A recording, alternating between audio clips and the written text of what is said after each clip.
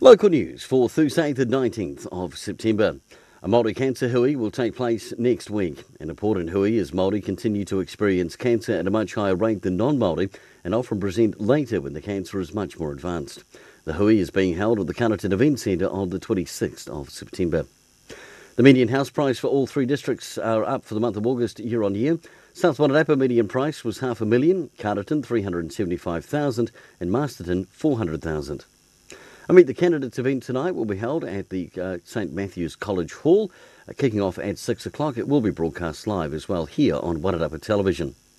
And the Ministry for the Environment will be in Masterton talking about the important environmental and water policy proposals on Thursday, September 26 at 12 noon.